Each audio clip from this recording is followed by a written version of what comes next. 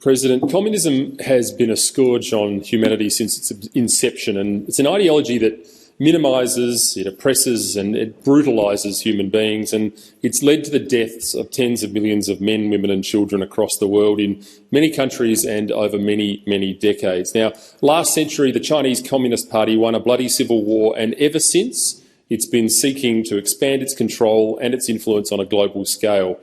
Now, we can't change the fact that communist regimes exist. However, we must not continue to allow ourselves to be subverted by them.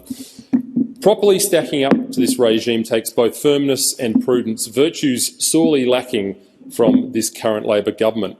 One must understand the tactics that are being used in what is essentially political warfare. The CCP uses more than bullets and bombs to achieve its goals. It uses economic warfare, biological warfare, cyber attacks, terrorism, public opinion and media warfare, psychological warfare, espionage, bribery, censorship, deception, subversion, blackmail, enforced disappearances, street violence, assassination, use of proxy forces, public diplomacy and hybrid warfare.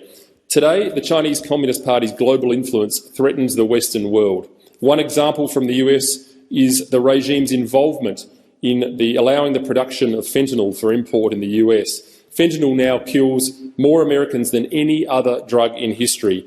Drugging a population is an effective way to keep them weak and distracted while you strengthen your own forces. Another example is the CCP's use of their influence in social media. In Australia, our social media tends to promote highly sexualised material, while the Chinese versions of these apps promote wholesome material about education, productivity, masculinity and discipline. Social media is harming our children and our young people. It promotes narcissism and confusion about sexuality and gender. Do you ever wonder why Western countries like Australia and the United States and the United Kingdom seem to appear to be divided like never before? Parents against children, neighbour against neighbour. You think this is a coincidence? Well, think again. Ask yourselves, who has the most to gain? The CCP has its fingerprints all over almost every ill in our society. They actively pursue any agenda which makes us weaker. That is the Marxist way.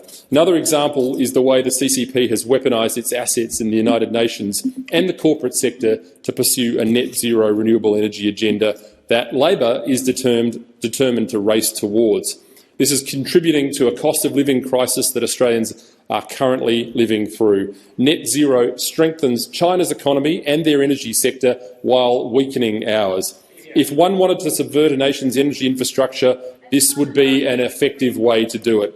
We need to expose the covert and overt CCP political warfare operations, and we need to investigate, disrupt and prosecute these political warfare activities. We need to impress on the useful idiots of the Diversity and Inclusion Brigade and those of the Climate Action Now narrative that they are unwittingly doing the work of the CCP for them. The tactic of political warfare is still not understood in this country.